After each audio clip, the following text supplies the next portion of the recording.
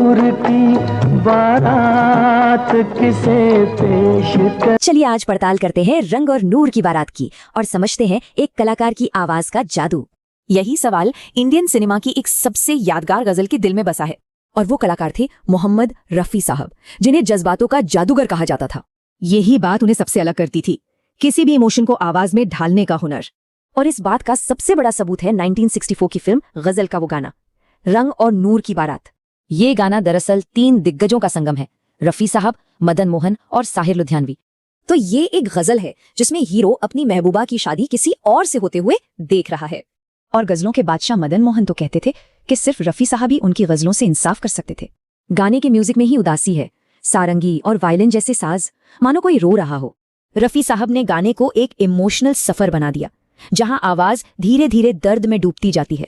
और गाने के आखिर में रफी साहब बार बार एक ही दिल तोड़ने वाली लाइन दोहराते हैं। और कमाल देखिए, हर बार उनकी आवाज में दर्द का एक नया शेड, एक नया अंदाज होता है। कहते हैं कि रफी साहब का ये अंदाज सुनकर खुद मदन मोहन की आंखों में भी आंसू आ गए थे। लेकिन इस गाने का जादू सिर्फ आवाज में नहीं, साहिर के लिखे शब्दों में एक जबरदस्त कॉन्ट्रास्ट है।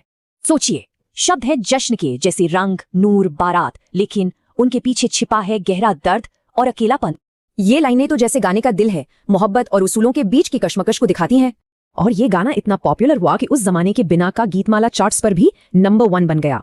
तो आवाज, संगीत और बोल, जब ये तीनों मिले तो एक ऐसी क्लासिक गजल बनी जो हमेशा के लिए अमर हो गई। और आखिर में बस एक ही सवाल रह जाता है, क्या रफी साहब के बिना ये गजल होती? पेश करूं